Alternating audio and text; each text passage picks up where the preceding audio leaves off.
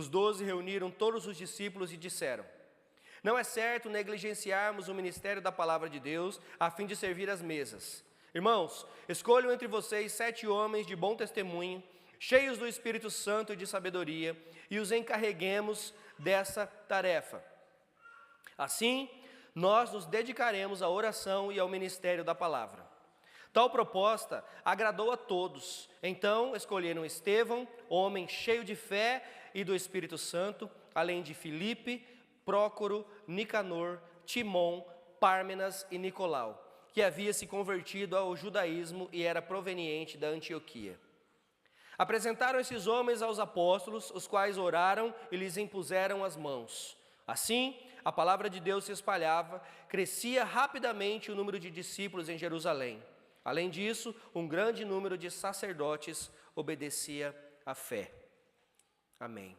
Senhor Deus e Pai, mais uma vez nós nos colocamos diante de Ti, Senhor Deus, pedindo a Tua misericórdia, que a Tua graça, Senhor Deus, esteja sempre, sempre sobre nós, e que nós, em nome de Jesus, possamos estar atentos ao que o Senhor tem a nos dizer, ó Pai.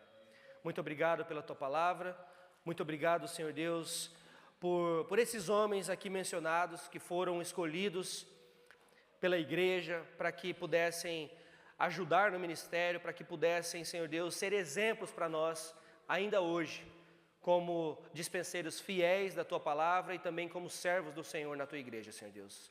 Que nós possamos aprender com esse texto e que possamos aplicá-lo à nossa vida. Em nome santo de Jesus é que nós oramos. Amém. Amém. Amém.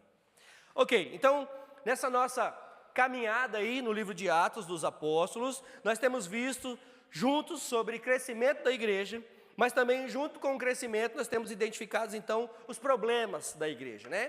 Porque todo crescimento gera problema, não é verdade? Então, nós temos alguns problemas aqui. Até agora, nós identificamos 2 tentativas do inimigo, por exemplo, de atrapalhar ou impedir que a igreja cresça. Primeiro deles foi a perseguição. Lembra que os apóstolos começaram a pregar, os apóstolos começaram a ensinar sobre Jesus, e então houve perseguição. Os sacerdotes, os mestres da lei começaram a perseguir os apóstolos. Não deu certo, a tentativa foi frustrada, então o inimigo tentou outra coisa, tentou a infiltração, colocar gente dentro da igreja para gerar mau testemunho, por exemplo, Ananias e Safira, por exemplo, que mentiram e deu no que deu, né? Então o inimigo tentou perseguição e tentou infiltração. Agora, nós vemos uma terceira tentativa, e essa talvez seja a mais perigosa de todas. A terceira tentativa é a distração. Quando as pessoas se distraem, quando os líderes da igreja se distraem com coisas que não são importantes. Então é isso que nós vamos ver hoje. Ok? Se você em algum momento já imaginou onde na Bíblia nós ouvimos, ou nós vemos, ou nós lemos a palavra diácono, ou da onde surgiu isso, essa é a passagem que vai responder essa pergunta. Atos capítulo 6, de 1 a 7, nos fala dos primeiros diáconos na igreja e como eles foram escolhidos, ok? A passagem também responde, na verdade, uma série de outras perguntas que porventura nós venhamos a ter. Por exemplo, o que eu posso esperar quando uma igreja está crescendo? Ou, o que fazer quando eu sou criticado, quando eu recebo uma crítica? Ou ainda, o que a Bíblia fala sobre unidade? Essas 3 perguntas estão interligadas e nós vamos tentar discorrer aqui no texto e responder a elas, ou pelo menos algumas delas, ok? Existem só 2 passagens principais, principalmente no Novo Testamento, claro, que nos dão informação sobre a diaconia, sobre os diáconos. Uma delas é 1 Timóteo 3, de 8 a 13, e vejam, que apesar de nós estamos falando de diáconos, nós estamos falando de homens, aqui a palavra diz homens cheios do Espírito, não é só para homens essa palavra, mas também para mulheres cheias do Espírito, porque a Bíblia também nos diz que mulheres ajudavam no ministério da igreja, inclusive durante o ministério do Senhor Jesus, as mulheres foram grandes responsáveis pelo sustento, tanto do Senhor Jesus quanto dos apóstolos. As mulheres trabalhavam por trás dos bastidores para que houvesse alimento, para que houvesse, as coisas fossem feitas de maneira correta. Então assim, de maneira nenhuma aqui, nem eu, nem Paulo, nem a Bíblia está descartando a importância da mulher no crescimento da igreja, ou no núcleo da igreja, ou nas funções da igreja, ok? Então, esse texto que nós estamos falando, fala especificamente para homens nesse momento, mas não é só para homens que ele fala. Tanto que 1 Timóteo, capítulo 3, os versos 8 a 13, diz assim: os diáconos devem ser igualmente dignos, homens de palavra, não dados a muito vinho e nem a lucros desonestos. Devem apegar-se ao ministério da fé com a consciência limpa. Primeiramente, devem ser experimentados, depois, se não houver nada contra eles, que sirvam como diáconos. As mulheres devem ser igualmente dignas, não caluniadoras, mas sóbrias e confiáveis em tudo. O diácono deve ser marido de uma só mulher e governar bem os seus filhos e a própria casa. Os que exercem bem a diaconia alcançarão bom progresso e muita ousadia na fé que está em Cristo Jesus. E a outra passagem que fala sobre diácono é essa aqui que nós acabamos de ler, Atos capítulo 6, de 1 a 7, e também responde as perguntas sobre o ofício, o que significa isso para a igreja. Quando eu digo ofício, não estou dizendo que todo diácono, todo mundo que serve na igreja tem que ter um escritório na igreja, como o pastor tem, por exemplo. Né? Não é isso que eu estou falando.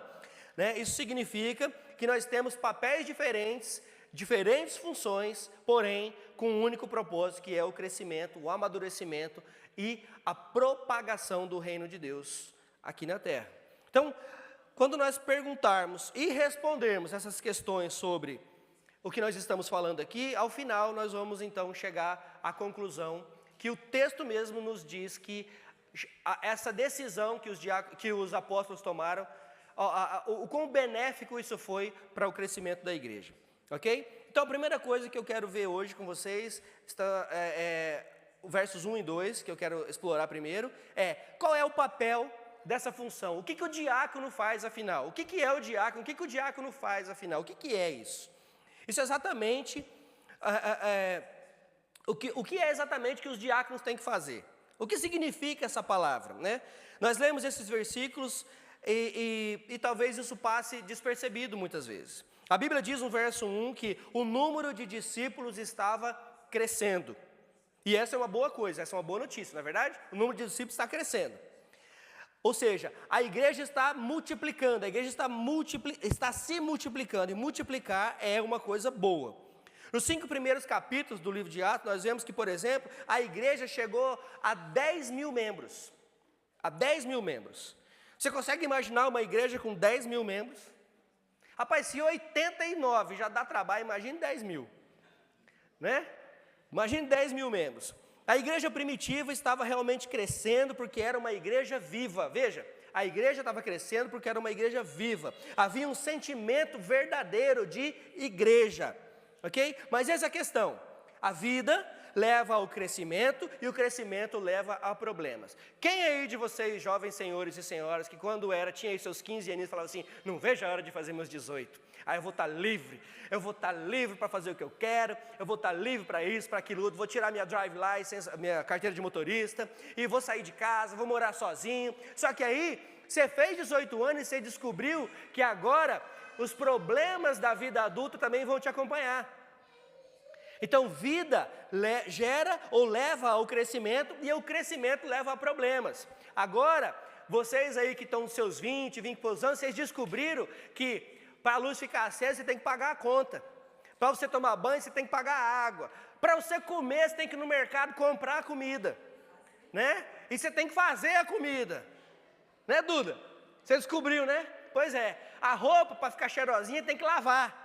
Né? Então nós entendemos isso. E nós entendemos também que a vida adulta, ela traz maturidade, mas ela também traz os problemas que nós muitas vezes não queremos enfrentar. E quando nós falamos da vida espiritual, a coisa é a mesma coisa. Quando nós falamos da vida profissional, mesma coisa também. Quem aí que está trabalhando não quer crescer na sua área de trabalho? Não quer subir de cargo? Quando você sobe de cargo, legal, o que acontece também?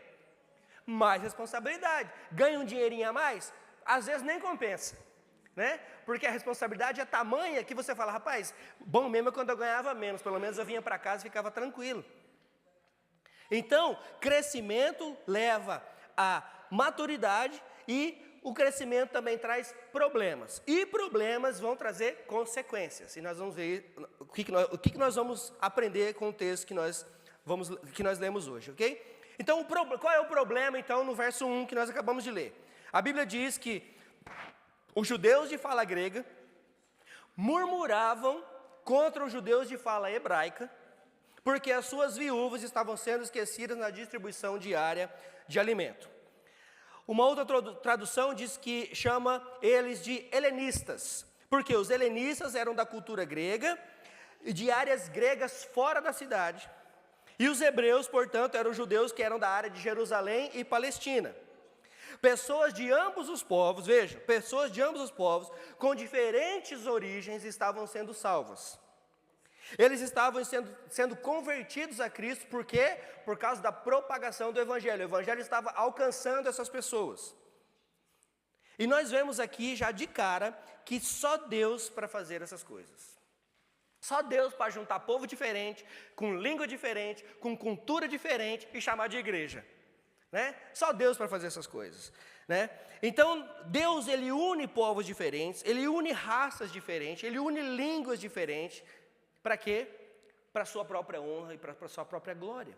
Para que haja crescimento na sua igreja, para que a sua igreja avance, para que o reino avance. Então aqui está o problema. A Bíblia diz que houve murmuração dos helenistas contra os hebreus. Por quê? Porque as suas viúvas estavam sendo negligenciadas. Você lembra que nós lemos lá no começo, principalmente em Atos capítulo 2, que a igreja primitiva ela começou a compartilhar dos seus recursos com os irmãos. E essa aqui é uma referência à distribuição diária de comida entre os crentes. E o que aconteceu foi que os crentes da cultura grega, ou seja, os helenistas, sentiram como se eles estivessem recebendo a sobra dos outros irmãos. É como se a distribuição primeiro fosse só para os hebreus, e o que sobrava vinha para eles, e muitas vezes não sobravam muitas coisas. Eles estavam se sentindo negligenciados, eles estavam se sentindo deixados para trás mesmo, ou seja, ninguém liga para a gente. E nós vemos isso, então eles começam a murmurar. E nós, de novo, quando a igreja cresce, existe mais gente chegando, existe gente nova chegando, e uma ou outra pessoa, ou talvez umas ou algumas pessoas, podem sim se sentir negligenciada. Pode se sentir talvez deixada de lado, por quê? Porque já existe um grupo formado, já existe pessoas ali que se conhecem, e talvez esses crentes novos que estão chegando podem se sentir dessa maneira. E a igreja precisa e deve se guardar dessa crítica. A igreja precisa e deve se guardar dessa crítica. Ficar o tempo todo reclamando não condiz com a vida do crente. O tempo todo murmurando, sabe o famoso mimimi, nhenhenhê? Pois é, não condiz com a vida do crente. Filipenses capítulo 2, 14, já nos diz acerca disso. Diz o seguinte, Filipenses 2, 14. Façam tudo sem murmurações nem discussões, para que se tornem irrepreensíveis e puros, filhos de Deus, inculpáveis no meio de uma geração perversa e depravada, na qual vocês brilham como estrelas no mundo. Façam todas as coisas sem murmurações e nem disputas. Só o versículo em si já exclui o crente aqui. Ou já era para excluir, pelo menos. Né? A murmuração, então, não era para acontecer, mas acontece. O problema não é a murmuração acontecer, o problema é o que nós fazemos com a murmuração. E é isso que nós estamos vendo aqui. A vida, lembra? Vida conduz crescimento, crescimento nos leva a ter problemas. Até o final vocês vão decorar, fica tranquilo. Eu vou repetir pelo menos mais umas 300 vezes. Tá bom? Problemas também devem nos conduzir a buscar soluções. Existe um problema? Existe. O que eu faço com esse problema? Eu fico murmurando, eu fico reclamando, eu fico nhenhenhê, ninguém me ama, ninguém me quer, ninguém me ajuda, ou eu busco uma solução? Nós precisamos buscar soluções. E é exatamente o que diz o versículo 2 e o 3. Diz o seguinte: por isso, os 12 reuniram todos os discípulos e disseram: não é certo negligenciarmos o ministério. Veja, não é certo negligenciarmos o ministério da palavra de Deus a fim de servir as mesas. Irmãos, escolham entre vós 7 homens de bom testemunho, cheios do espírito e de sabedoria, e os encarreguemos dessa tarefa. E eu gosto aqui do fato de que os apóstolos reuniram os 12, são mencionados. Não só Paulo, não só Pedro, Paulo não estava aqui ainda, desculpa. Não só Pedro, não só João, não só Tiago, mas os 12. Eles se reuniram, né? Então, nós já vemos aqui que existia unidade, que existiu aqui uma unidade entre eles. E os 12, eles dizem o seguinte: olha, nós não temos problema de servir à mesa, nós não temos problema de fazer essas coisas. Não é essa a questão. Apesar de alguns acharem o contrário. Alguns acharem que os apóstolos, tudo bem, vou falar. Hoje não existe mais apóstolos. Hoje não existem mais apóstolos. Não no sentido desse aqui. Não nesse sentido aqui, de apóstolo, de Cristo, que viram a Cristo ressurreto, foram chamados por Ele, não nesse sentido. Ah, apóstolo é enviado, é o mensageiro. Tá bom, então se chama de missionário, não de apóstolo. Né? Então, vamos lá. Apesar de ter gente que acha que pastor e líder da igreja não pode servir, não pode fazer nada, não pode isso, não pode aquilo outro, não é isso que a Bíblia diz. A Bíblia diz, na verdade, que o pastor ele deve ser servo. Na verdade, ele deve ser o mais servo de todos. É ele que tem que servir. Para isso é o pastorado. Nós estamos aqui para servir, ok? Então, os 12 dizem o seguinte: olha, não tem problema de servir à mesa. Não é essa a questão. Mas o fato deles, do chamado deles ser diferentes, eles então pensam a respeito. A questão é melhor que nós gastemos o nosso tempo para o nosso chamado, que é oração e ensino da palavra de Deus. É para isso que nós somos chamados para essas coisas. Então, que nós nos apeguemos a essas coisas, apeguemos ao nosso chamado, e então, com graça e sabedoria vinda do Espírito Santo, nós então, como igreja, vamos escolher homens cheios do Espírito, cheios de bom testemunho, para nos ajudar nessa tarefa que precisa ser feita. E nós vamos falar mais um pouco sobre isso já já. Então, o ponto aqui não é questão de preferência pelo trabalho, mas sim de chamado. Amém? Não é a questão, não é o que eu quero ou o que eu não quero fazer. A questão é necessidade e chamado. Essa é a questão aqui. Então, a palavra original aqui é diaconia.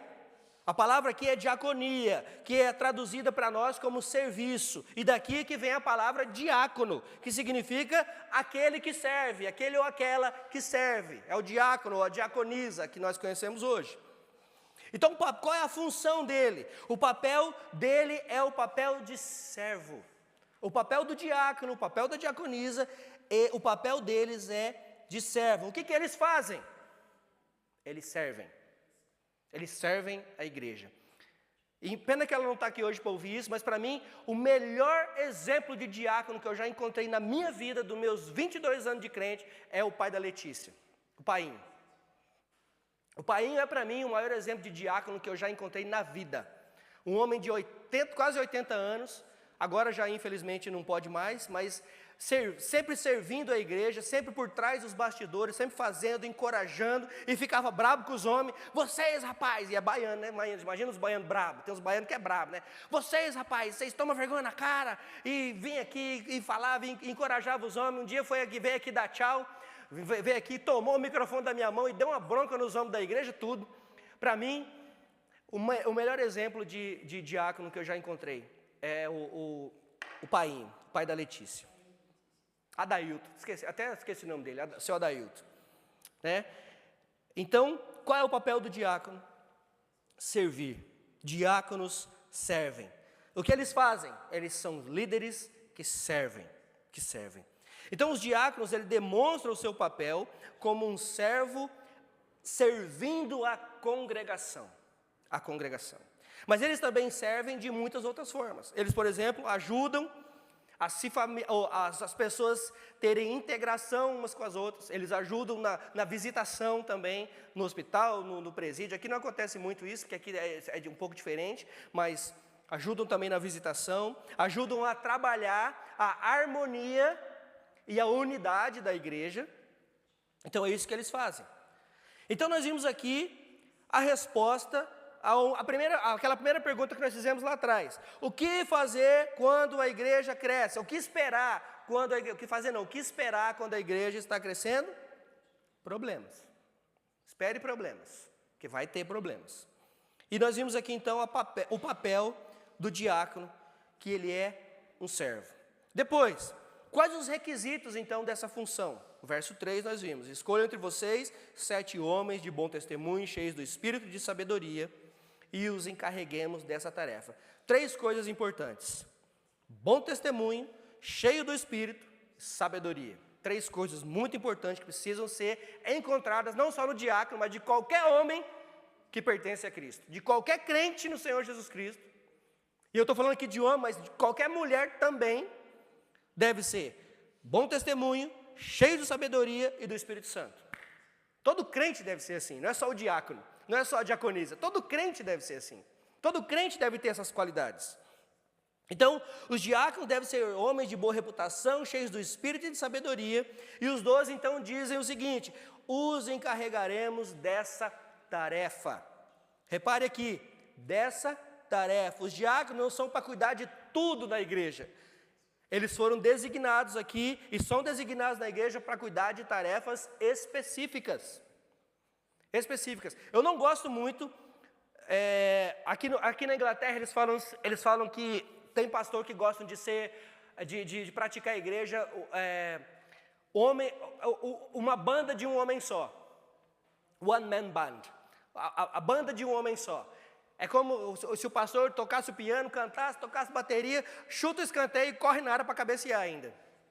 Né? O pastor quer fazer tudo, quer tomar conta de tudo. Eu, graças a Deus, não sou adepto a essa função ou a esse tipo de pensamento, até porque se os meus cabelos já estão caindo sem fazer isso, imagine se estivesse fazendo.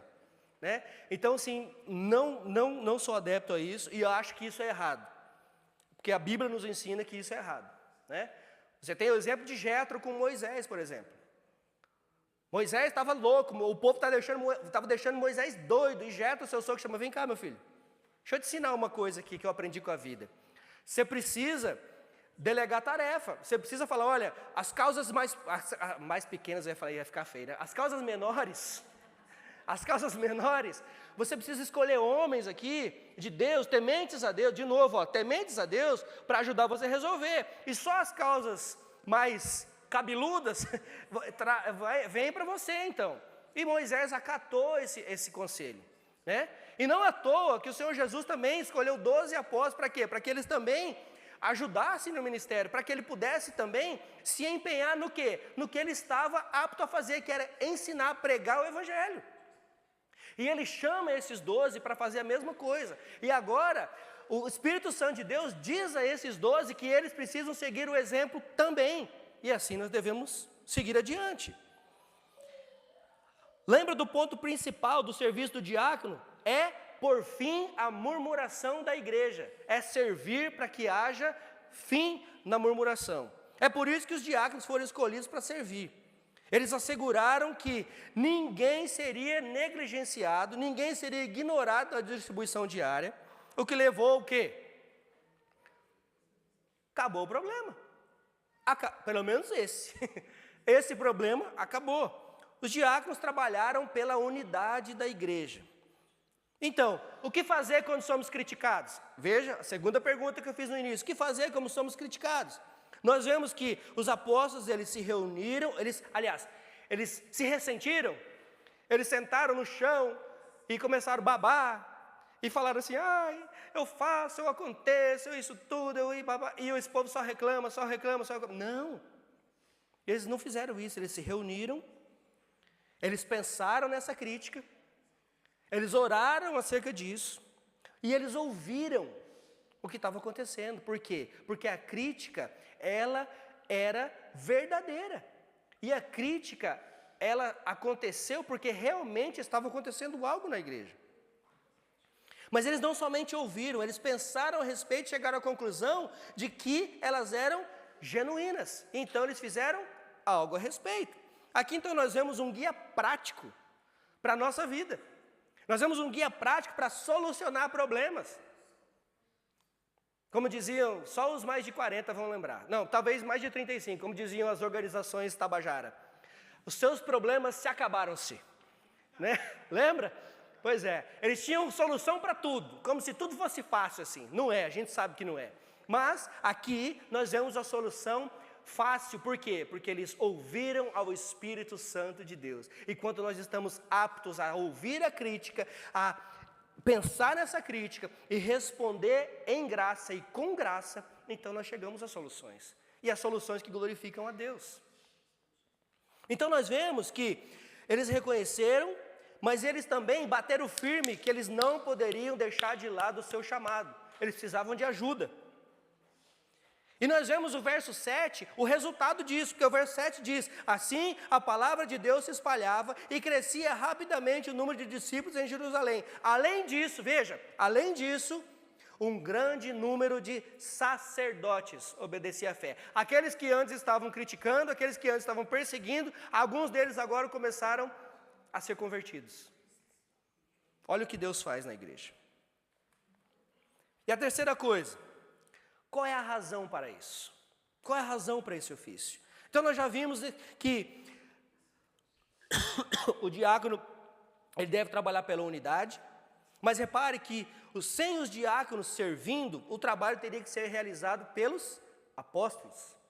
E eram eles que estavam fazendo, por isso as pessoas estavam se sentindo negligenciadas. Era muita gente para pouca gente servindo.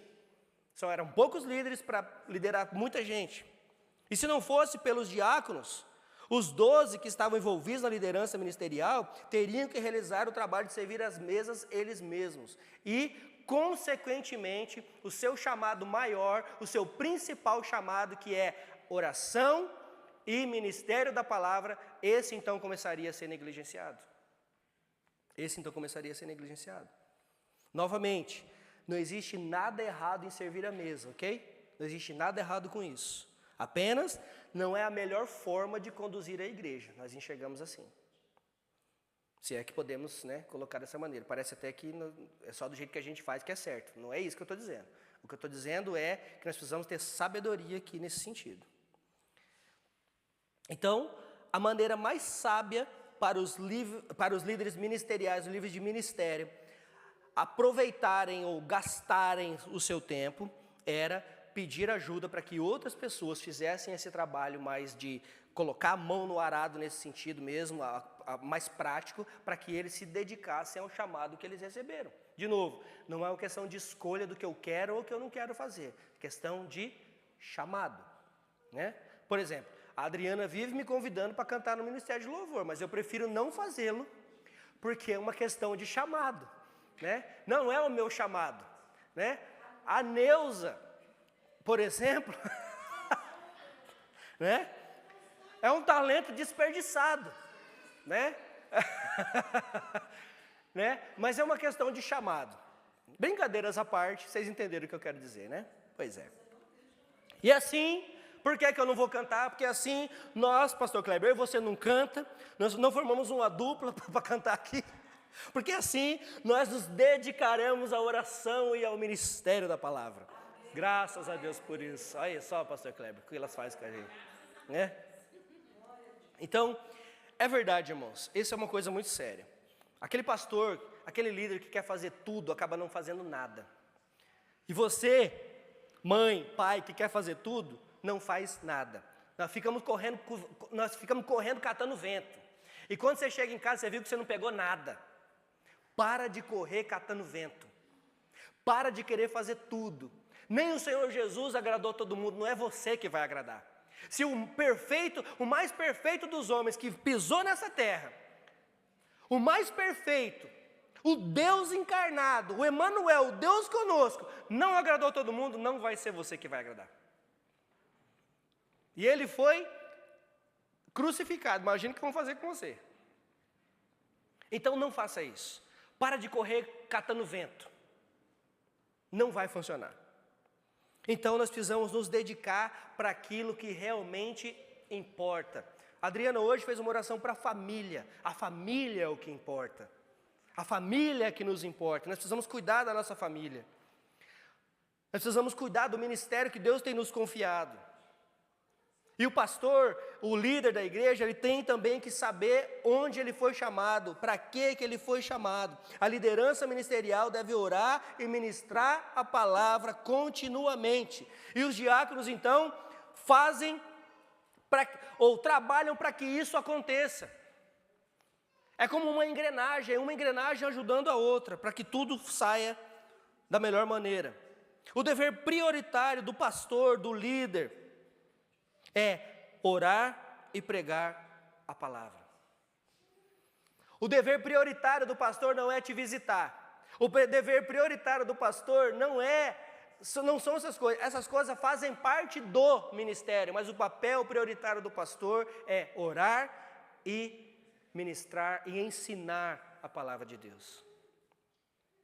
E eu não estou aqui querendo me isentar de qualquer responsabilidade, não. Nós sabemos das outras, mas o papel primordial do pastor é orar pela igreja, orar por ele, pela família e pela igreja, e pelas almas perdidas lá fora, e ministrar a palavra de Deus.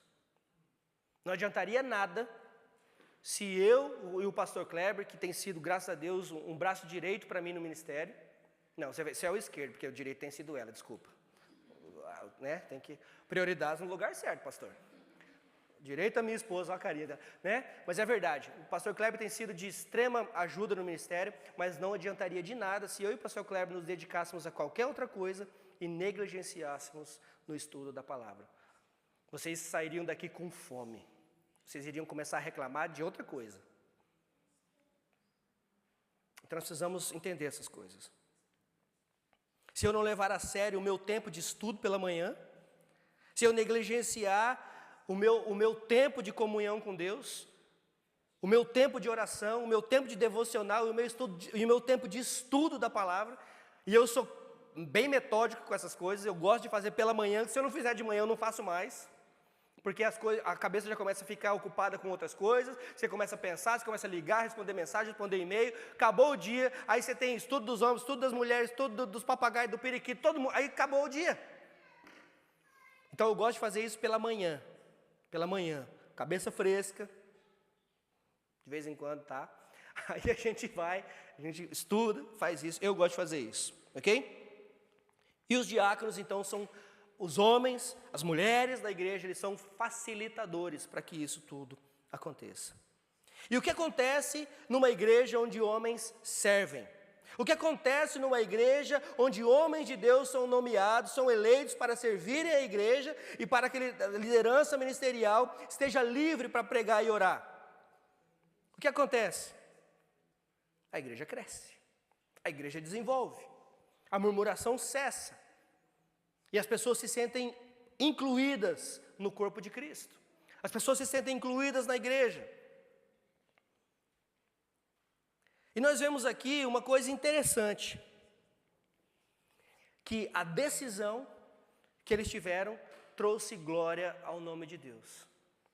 Então foi uma decisão acertada, por quê? Porque eles foram direcionados pela pessoa certa, o próprio Espírito Santo. A vida, lembra? A vida conduz ao crescimento, o crescimento leva a problemas. Mas os problemas buscam soluções. Soluções levam então a um crescimento. Seja ele na sua vida espiritual, seja ele na sua vida normal, vamos dizer assim, você, com as experiências que você tem, você aprende com elas, ou talvez você faz de novo para cair e aprender de novo, mas o ideal é que nós aprendêssemos com elas. Então as experiências precisam gerar em nós crescimento. Muitas vezes não é nem a nossa experiência, mas a experiência do outro precisa gerar em nós também crescimento, maturidade. Nós vemos no verso 5, o que acontece? A solução, eles oraram, eles se reuniram, eles esperaram em Deus e eles então fizeram uma proposta. E o que acontece? Tal proposta agradou a todos, verso 5. Tal proposta agradou a todos. Então, escolheram Estevão, homem cheio de fé e do Espírito Santo, além de Filipe, Prócoro, Nicanor, Timon, Pármenas e Nicolau, que havia se convertido ao judaísmo e era proveniente de Antioquia. A decisão dos apóstolos trouxe glória ao nome de Deus. Nada como quando somos sensíveis a ouvir o que Deus quer que nós façamos. Nós precisamos estar sensíveis a isso. Nós precisamos ver quando Deus quer nos mostrar. Nós precisamos estar com os nossos olhos espirituais abertos. Nós precisamos estar com as nossas mentes abertas para o que Deus quer que nós façamos. E prestem atenção aqui em umas coisas. Todos esses nomes, Estevão, Filipe, Prócoro, Nicanor, Timão, Pármenas e Nicolau, todos esses nomes citados são nomes gregos. São nomes gregos. Então, os primeiros diáconos nomeados pela grande maioria dos hebreus, todos gregos. Aliás, os nomes eram todos gregos. Só que quem votou nesses nomes não foram os apóstolos, foi a igreja, que na sua grande maioria não eram gregos. Parece, você pode pensar, tá vendo? Foi reclamar, se ferrou. Agora deram trabalho para eles. Está reclamando? Então agora você vai fazer. Não, mas não foi isso que aconteceu. Nós com os nossos olhos limitados, com o nosso pensamento limitado, nós podíamos pensar assim, né? Eu, por exemplo, nunca me esqueço de uma vez que uma pessoa chegou em mim e disse: pastor, eu acho que nós estamos falhando no ministério específico. Eu acho que nós não estamos fazendo o que deveria. E depois me jogou uma série de ideias. Eu falei: tá bom, então vamos lá. Então, o que você pode me sugerir? Podia fazer isso. Eu falei: ó, muito bom, pode fazer. Fica à vontade. Não. Ué, você está enxergando o problema. Você tem a solução para o problema. E me parece viável o que você está dizendo. Então, ninguém melhor para executar.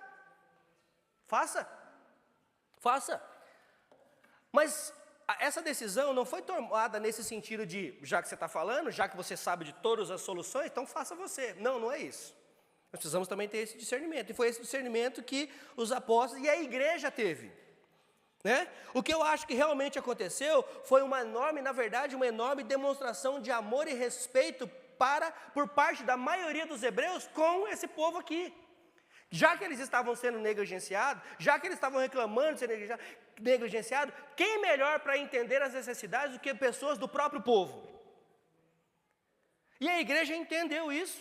Então, e escolheu, veja, homens cheios do Espírito, de sabedoria e de bom testemunho. Então não foi qualquer um que eles escolheram.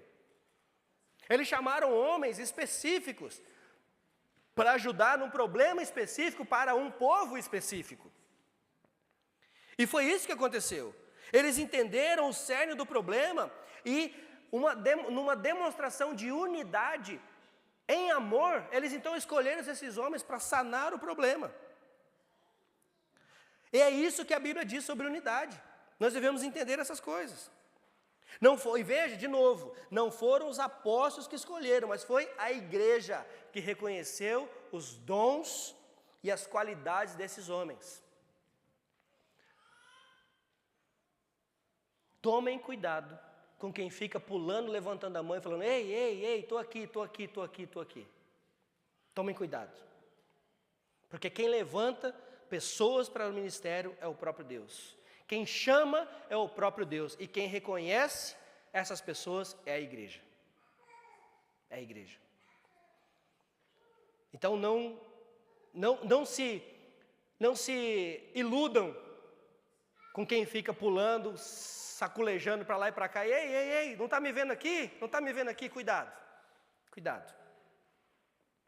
E o verso 6 nos diz: apresentaram esses homens aos apóstolos, os quais oraram e lhes impuseram a mão.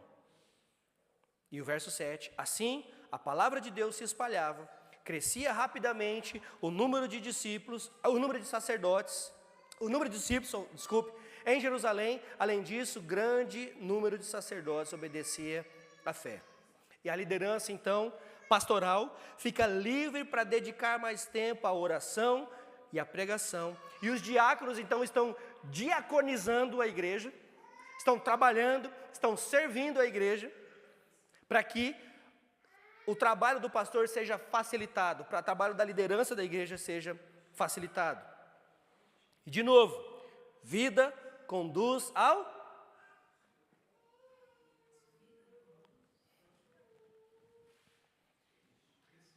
Obrigado, Marcelo. Vida conduz ao crescimento. Você nasce um bebê de 2 horas. Daqui 3 horas, você já não é mais um bebê de 2 horas, você é um bebê de 5 horas. E daqui 12 meses, você é um bebê de 1 ano. Então, vida conduz ao crescimento, ao amadurecimento. Mas o crescimento e o amadurecimento produz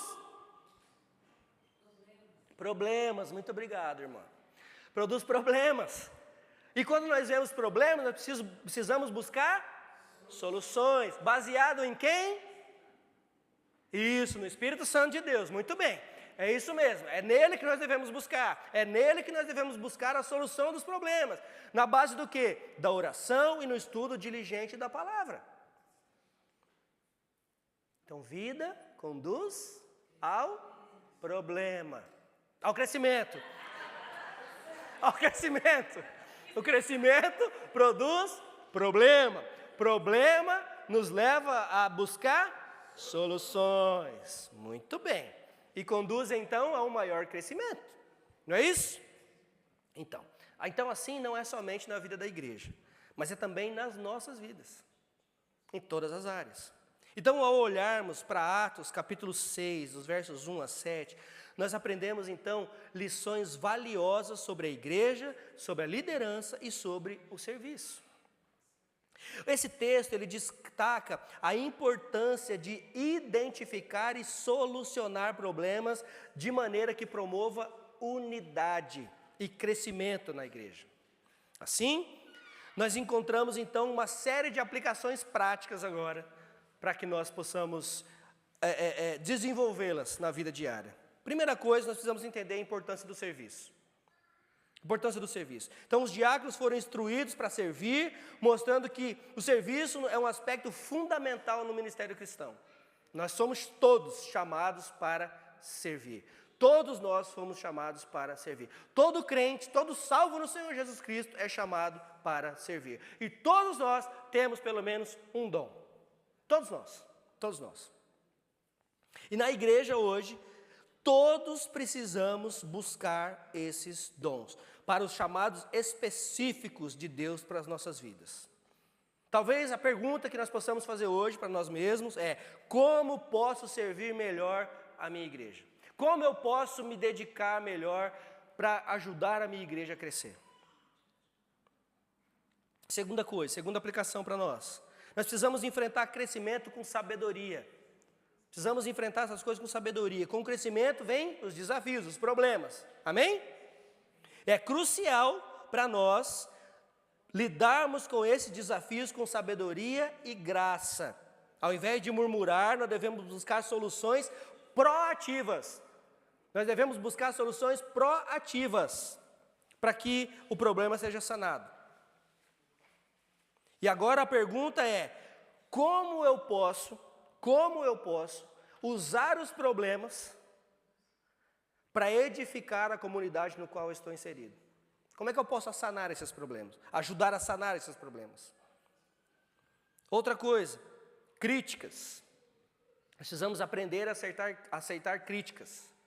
Claro que ninguém gosta de receber crítica, principalmente quando ela te rebaixa, quando ela te deixa num lugar onde você não queria estar, ou quando ela te tira da zona de conforto.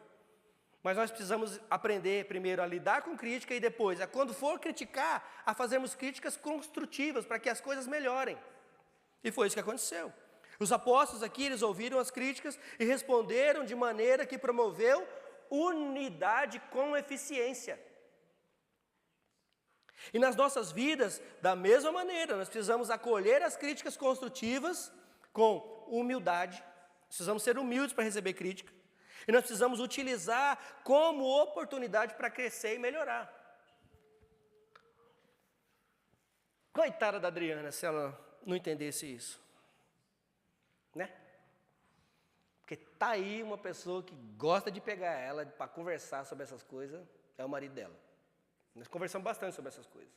E ela também fala comigo a respeito: olha, você apelou aqui, não precisava, a gente conversa. E a gente precisa, principalmente entre marido e mulher, nós precisamos entender e ser humilde o suficiente para não achar que só nós estamos certos. Porque no final das contas, No relacionamento marido e mulher não existe nenhum certo. Vocês estão tudo errado. Nós estamos tudo errado.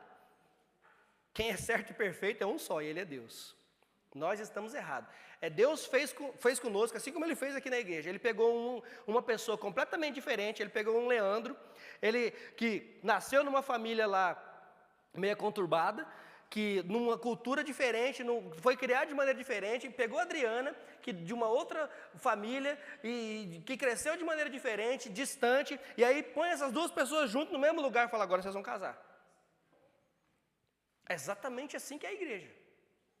Ele pega você, pega eu, pega fulano, pega ciclano, totalmente diferente, totalmente, muitas vezes desconcertado, coloca junto e fala, agora vocês vão viver junto. E ainda mais, vão viver junto para glorificar o meu nome. É isso que Deus faz. É isso que se chama igreja. Esses dias ainda alguém me falou assim, eu não vou na igreja não, lá só tem isso, só tem aquilo outro, só tem aquilo. Eu falei, bem-vindo, a igreja é um grande hospital. E o Senhor Jesus mesmo falou que veio para os doentes, não veio para os saudáveis. Irmãos, a igreja é hospital. Aqui só tem nego pebado. Ixi, essa foi lá da minha terra. Traduz aí, Neuza, que eu quero ver. Só tem gente machucada.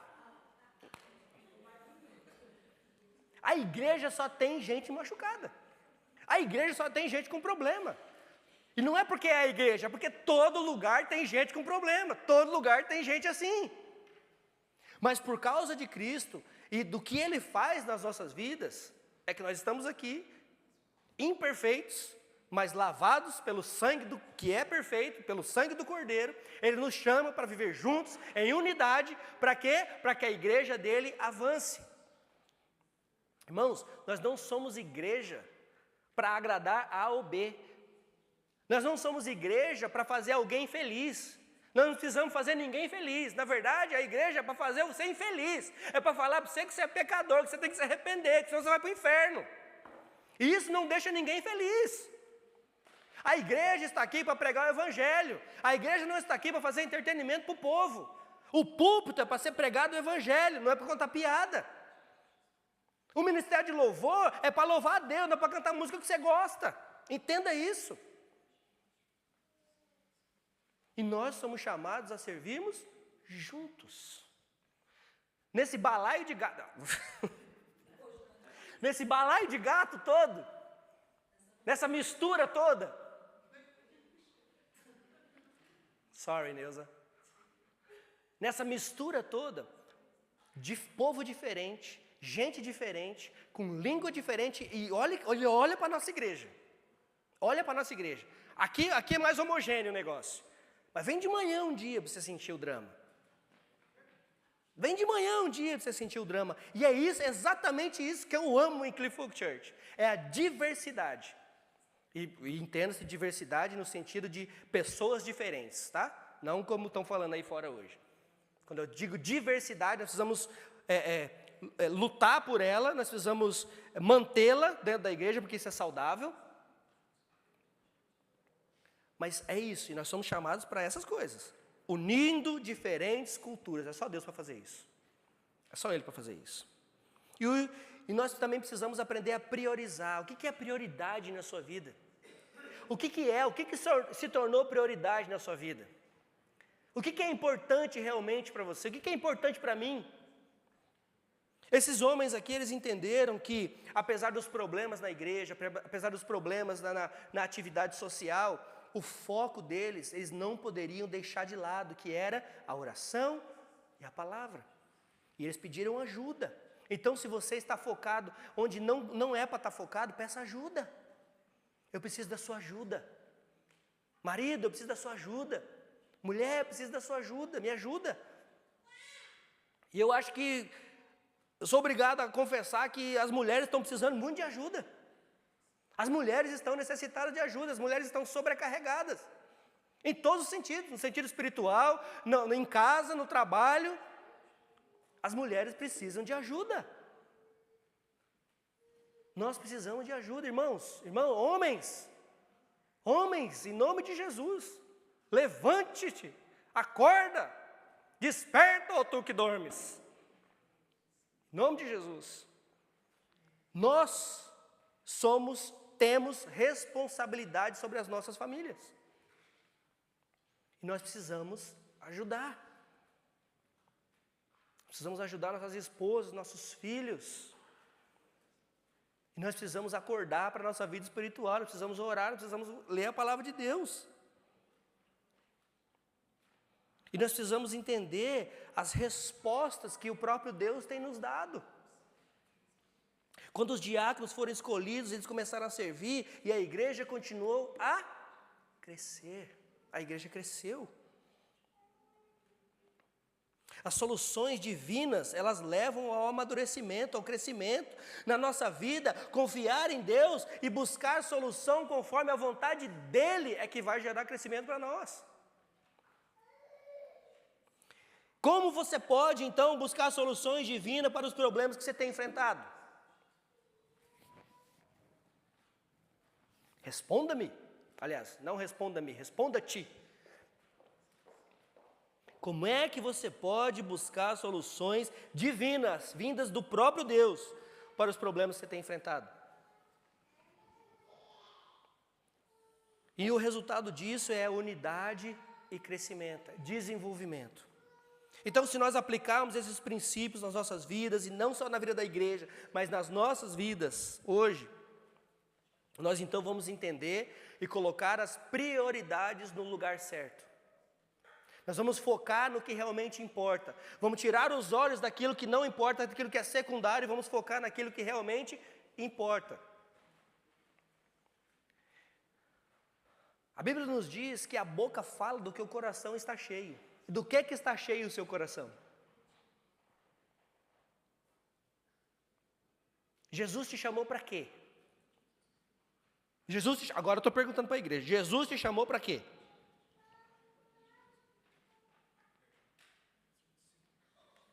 Jesus te chamou para ser discípulo e para fazer discípulos. Veja, Jesus não te chamou só para ser discípulo. Ele disse, ide e fazei discípulos. Ensinai a eles tudo o que eu lhes ensinei. Veja, não é discípulo seu e meu que nós vamos fazer. É discípulo, nós vamos ensinar a outros a serem discípulos de Jesus, assim como nós também somos. É como Paulo diz, sejam meus imitadores, assim como eu sou de Cristo. Imitem a mim porque eu imito a Cristo. Não imitem a mim porque eu acho que eu sou o bom. Não é isso que Paulo disse. E não é isso que Jesus disse. Ele diz, ide e fazei discípulos, ensinando todas as coisas que eu lhes ensinei. Então, irmãos, Jesus não te chamou, Jesus não me chamou para ficar sentado no banco olhando para a minha cara quando eu estou pregando. Jesus nos chamou para servir, Jesus nos chamou para somar, Jesus nos chamou para formarmos a igreja dele, para que o reino dele avance, para gerar em nós crescimento, maturidade. Vai vir problemas? Vai, mas nós vamos saber como resolvê-los. Por quê? Porque existem aqui homens e mulheres cheios do Espírito Santo, cheios de sabedoria e de bom testemunho. Então, para isso nós somos chamados. Então, se nós aplicarmos essas coisas, nós então vamos ser dedicados e vamos responder com sabedoria às críticas e vamos celebrar então a diversidade e nós vamos manter o foco no que realmente é essencial. Que Deus ele possa nos abençoar enquanto nós buscamos ser esses homens e essas mulheres para a edificação da igreja dele. Amém? Vamos levantar e vamos orar?